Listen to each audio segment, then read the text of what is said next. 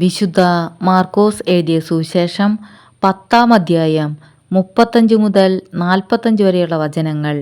സെബദീപുത്രന്മാരുടെ അഭ്യർത്ഥന.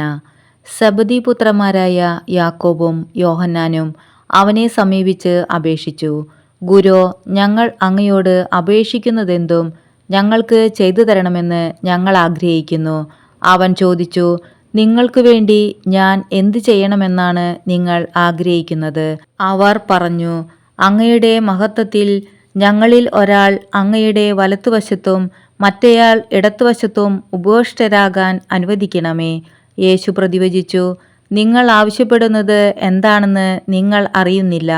ഞാൻ കുടിക്കുന്ന പാനപാത്രം കുടിക്കാനോ ഞാൻ സ്വീകരിക്കുന്ന സ്നാനം സ്വീകരിക്കാനോ നിങ്ങൾക്ക് കഴിയുമോ? ഞങ്ങൾക്ക് കഴിയുമെന്ന് അവർ മറുപടി പറഞ്ഞു.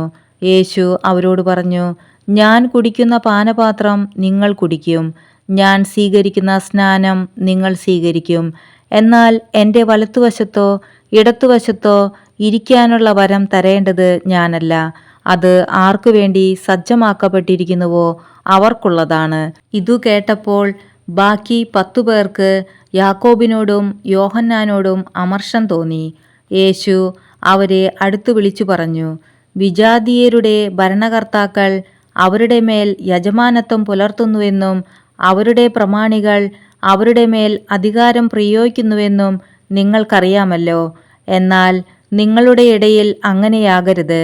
നിങ്ങളിൽ വലിയവനാകാൻ ആഗ്രഹിക്കുന്നവൻ നിങ്ങളുടെ ശുശ്രൂഷകനായിരിക്കണം. നിങ്ങളിൽ ഒന്നാമനാകാൻ ആഗ്രഹിക്കുന്നവൻ എല്ലാവരുടെയും ദാസനുമായിരിക്കണം. മനുഷ്യപുത്രൻ വന്നിരിക്കുന്നത് ശുശ്രൂഷിക്കപ്പെടാനല്ല, ശുശ്രൂഷിക്കാനും സ്വന്തം ജീവൻ അനേകർക്കു വേണ്ടി മോചനദ്രവ്യമായി നൽകാനുമത്രേ.